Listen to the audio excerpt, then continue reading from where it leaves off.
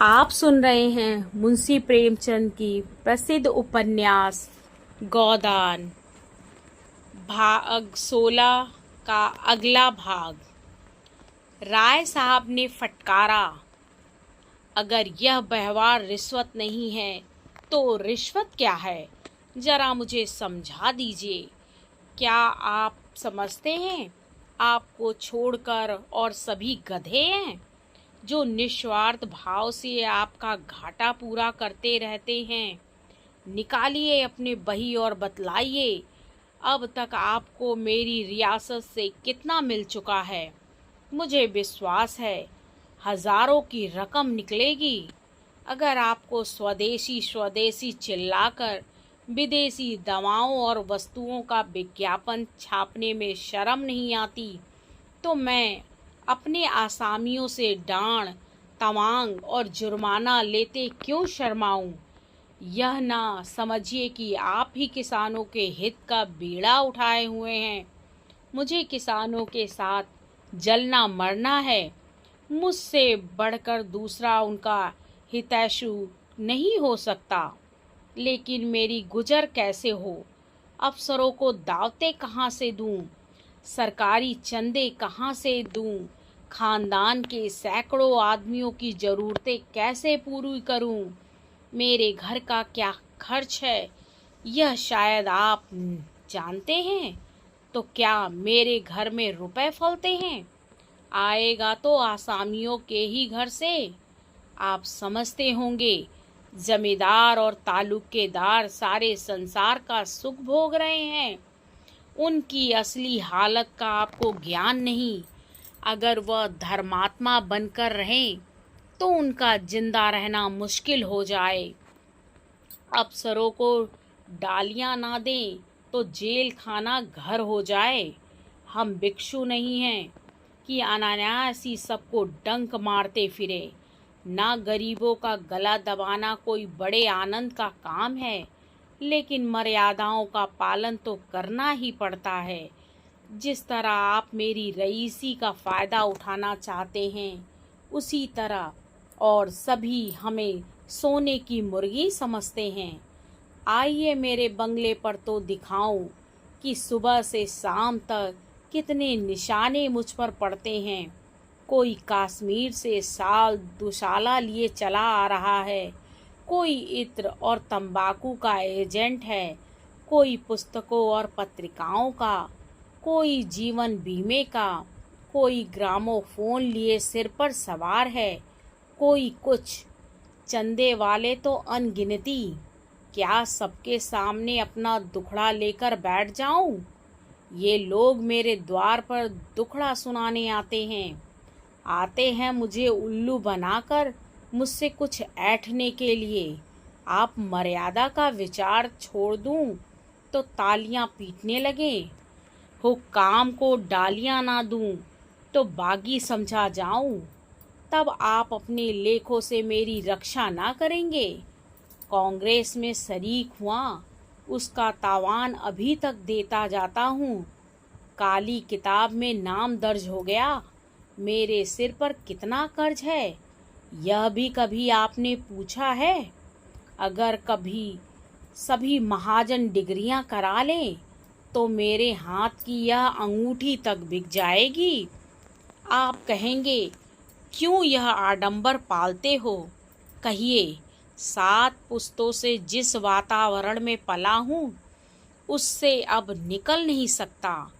घास छीलना मेरे लिए असंभव है। आपके पास जमीन नहीं, जायदाद नहीं, मर्यादा का झमेला नहीं। आप निर्भीक हो सकते हैं, लेकिन आप भी दुम दबाए बैठे रहते हैं। आपको कुछ खबर है अदालतों में कितनी रिश्वतें चल रही हैं? कितने गरीबों का खून हो रहा है? कितनी देवियां भ्रष्ट हो रही हैं? है बूता लिखने का? सामग्री मैं देता हूँ प्रमाण सहित। ओंकारनाथ कुछ नर्म होकर बोले, जब कभी अवसर आया है मैंने कदम पीछे नहीं हटाया। राय साहब भी कुछ नर्म हुए। हाँ, मैं स्वीकार करता हूँ कि दो एक मौक़ों पर आपने जवांमर्दी दिखाई, लेकिन आपकी निगाह हमेशा अपने लाभ की ओर रही है, प्रजा हित की ओर नहीं। आंखें ना निकालिए और ना मुंह लाल कीजिए। जब कभी आप मैदान में आए हैं, उसका शुभ परिणाम यही हुआ है कि आपके सम्मान और प्रभाव और आमदनी में इजाफा हुआ है। अगर मेरे साथ भी आप वही चाल चल रहे हो तो आपकी खातिर करने को तैयार हूँ। रुपए ना दूंगा क्योंकि वह रिश्वत है। आपकी पत्नी जी के लिए कोई आभूषण बनवा दूंगा। हाँ, है मंजूर। अब मैं आपसे सत्य कहता हूँ कि आपको जो संवाद मिला वह गलत है, मगर यह भी कह देना चाहता हूँ कि अपने और सभी भाइयों की तरह मैं भी आसामियों से जुर्माना लेता हूँ और साल में 10-5 हजार मेरे हाथ लग जाते हैं। और अगर आप मेरे मुंह से यह कौर छीनना चाहते हैं तो आप घाटे में रहेंगे। आप भी संसार में सुख से रहना चाहते हैं, मैं भी चाहता हूँ। इससे क्या फ़ायदा कि आप न्याय और कर्तव्य का ढोंग रचकर मुझे भी जेरबार करें, खुद भी जेरबार हों। दिल की बात कहिए, मैं आपका बैरी नहीं हूँ। आपके साथ कितनी ही बार एक चौके में एक मेज पर खा चुका हूँ। मैं यह जानता हूँ कि आप तकलीफ़ में हैं। आपकी हालत शायद मेरी हालत से भी खराब है। हाँ, अगर आपने हरिश्चंद्र बनने की कसम खा ली है तो आपकी खुशी। मैं चलता हूँ। राय साहब कुर्सी से उठ खड़े हुए और ओंकारनाथ ने उनका हाथ पकड़कर संधि भाव से कहा, नहीं नहीं, अभी आपको बैठना पड़ेगा। मैं अपनी पोजीशन साफ कर देना चाहता हूँ। आपने मेरे साथ जो सलूक किए हैं उनके लिए मैं आपका आभारी हूँ, लेकिन यहाँ सिद्धांत की बात आ गई है और आप तो जानते हैं सिद्धांत प्राणों से भी प्यारे होते हैं। राय साहब कुर्सी पर बैठकर जरा मीठे स्वर में बोले, अच्छा भाई, जो चाहे लिखो। मैं तुम्हारे सिद्धांत को तोड़ना नहीं चाहता। और तो क्या होगा, बदनामी होगी। हाँ, कहाँ तक नाम के पीछे मरूं। कौन ऐसा ताल्लुकेदार है जो आसामियों को थोड़ा बहुत नहीं सताता। कुत्ता हड्डी की रखवाली करे तो खाए क्या। मैं इतना ही कह सकता हूँ कि आगे आपको इस तरह की कोई शिकायत ना मिलेगी। अगर आपको मुझ पर कुछ विश्वास है तो इस बार क्षमा कीजिए। किसी दूसरे संपादक से मैं इस तरह खुशामद नहीं करता, उसे सरे बाजार पिटवाता, लेकिन मुझसे आपकी दोस्ती है इसलिए दबना ही पड़ेगा। यह समाचार पत्रों का युग है, सरकार तक उनसे डरती है। मेरी हस्ती क्या, आप जिसे चाहें बना दें। खैर, यह झगड़ा खत्म कीजिए। कहिए, आजकल पत्र की क्या दशा है, कुछ ग्राहक बढ़े? ओंकारनाथ ने अनिच्छा के भाव से कहा, किसी ना किसी तरह काम चल जाता है और वर्तमान परिस्थिति में मैं इससे अधिक आशा नहीं रखता। मैं इस तरह धन और भोग की लालसा लेकर नहीं आया था, इसलिए मुझे शिकायत नहीं है। मैं जनता की सेवा करने आया था और वह यथाशक्ति किए जाता हूँ। राष्ट्र का कल्याण हो, यही मेरी कामना है। एक व्यक्ति के सुख दुख का कोई मूल्य नहीं। राय साहब ने जरा और सहृदय होकर कहा, यह सब ठीक है भाई साहब, लेकिन सेवा करने के लिए भी जीना जरूरी है। आर्थिक चिंताओं में आप एकाग्रचित होकर सेवा भी तो नहीं कर सकते। क्या ग्राहक संख्या बिल्कुल नहीं बढ़ रही है? बात यह है कि मैं अपने पत्र का आदर्श गिराना नहीं चाहता। अगर मैं भी आज सिनेमा स्टारों के चित्र और चरित्र छापने लगूं तो मेरे ग्राहक बढ़ सकते हैं, लेकिन अपनी तो यह नीति नहीं। और भी कितने ही ऐसे हथकंडे हैं जिनसे पत्रों द्वारा धन कमाया जा सकता है, लेकिन मैं उन्हें गर्हित समझता हूँ। इसी का यह फल है कि आज आपका इतना सम्मान है। मैं एक प्रस्ताव करना चाहता हूँ, मालूम नहीं आप उसे स्वीकार करेंगे या नहीं। आप मेरी ओर से 100 आदमियों के नाम फ्री पत्र जारी कर दीजिए, चंदा मैं दे दूंगा। ओंकारनाथ ने कृतज्ञता से सिर झुकाकर कहा, मैं धन्यवाद के साथ आपका दान स्वीकार करता हूँ। खेद यही है कि पत्रों की ओर से जनता कितनी उदासीन है।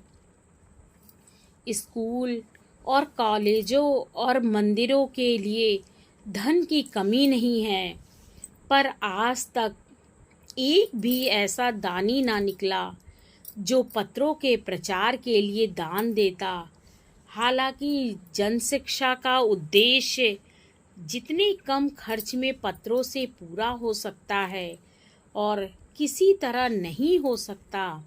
जैसे शिक्षालयों को संस्थाओं द्वारा सहायता मिला करती है, ऐसे ही अगर पत्रकारों को मिलने लगे तो इन बेचारों को अपना जितना समय और स्थान विज्ञापनों की भेंट करना पड़ता है, वह क्यों करना पड़े। मैं आपका बड़ा अनुग्रहित हूँ। राय साहब विदा हो गए। ओंकारनाथ के मुख पर प्रसन्नता की झलक ना थी। राय साहब ने किसी तरह की शर्त ना की थी, कोई बंधन ना लगाया था, पर ओंकारनाथ आज इतनी करारी फटकार पाकर भी इस दान को अस्वीकार ना कर सके। परिस्थिति ऐसी आ पड़ी थी कि उन्हें उबरने का कोई उपाय ही ना सूझ रहा था। प्रेस के कर्मचारियों का 3 महीने का वेतन बाकी था। कागज वाले के 1000 से ऊपर आ रहे थे। यही क्या कम था कि उन्हें हाथ नहीं फैलाना पड़ा। उनकी स्त्री गोमती से आकर विद्रोह के स्वर में कहा, क्या अभी भोजन का समय नहीं आया? या यह भी कोई नियम है कि जब तक 1 ना बज जाए जगह से ना उठो? कब तक कोई चूल्हा अगोरता रहे? ओंकारनाथ ने दुखी आंखों से पत्नी की ओर देखा। गोमती का विद्रोह उड़ गया। वह उनकी कठिनाइयों को समझती थी। दूसरी महिलाओं के वस्त्राभूषण देखकर कभी कभी उसके मन में विद्रोह के भाव जाग उठते थे और वह पति को 2-4 जली कटी सुना जाती थी, पर वास्तव में यह क्रोध उनके प्रति नहीं, अपने दुर्भाग्य के प्रति था। और इसकी थोड़ी सी आंच अनायास ही ओंकारनाथ तक पहुंच जाती थी। वह उनका तपस्वी जीवन देखकर मन में कुढ़ती थी और उनसे सहानुभूति भी रखती थी। बस उन्हें थोड़ा सा सनकी समझती थी। उनका उदास मुंह देखकर पूछा, क्यों उदास हो? पेट में कुछ गड़बड़ है क्या? ओंकारनाथ को मुस्कुराना पड़ा। कौन उदास है? मैं? मुझे तो आज जितनी खुशी है उतनी अपने विवाह के दिन भी ना हुई थी। आज सवेरे 1500 की बोहनी हुई। किसी भाग्यवान का मुंह देखा था। गोमती को विश्वास ना हुआ। बोली, झूठे हो, तुम्हें 1500 कहाँ मिल जाते हैं। 15 रुपए कहो, मान लेती। नहीं नहीं, तुम्हारे सिर की कसम, 1500 मारे। अभी राय साहब आए थे, 100 ग्राहकों का चंदा अपनी तरफ से देने का वचन दे गए हैं। गोमती का चेहरा उतर गया। तो मिल चुके? नहीं, राय साहब वादे के पक्के हैं। मैंने किसी ताल्लुकेदार को वादे का पक्का देखा ही नहीं। दादा एक ताल्लुकेदार के नौकर थे। साल साल भर तलब नहीं मिलती थी। उन्हें छोड़कर दूसरे की नौकरी की। उसने 2 साल तक एक पाई ना दी। एक बार दादा गरम पड़े तो मार कर भगा दिया। इनके वादों का कोई करार नहीं। मैं आज ही बिल भेजता हूँ। भेजा करो, कह देंगे कल आना। कल अपने इलाके पर चले जाएंगे, 3 महीने में लौटेंगे। ओंकारनाथ संशय में पड़ गए। ठीक तो है, कहीं राय साहब पीछे से मुकर गए तो वह क्या कर लेंगे। फिर भी दिल मजबूत करके कहा, ऐसा नहीं हो सकता। कम से कम राय साहब को तो मैं इतना धोखेबाज नहीं समझता। मेरा उनके यहाँ कुछ बाकी नहीं है।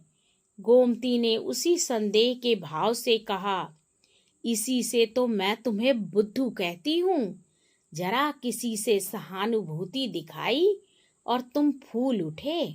मोटे रईस हैं, इनके पेट में ऐसे कितने वादे हजम हो सकते हैं। कितने वादे करते हैं। अगर सब पूरा करने लगे तो भीख मांगने की नौबत आ जाए।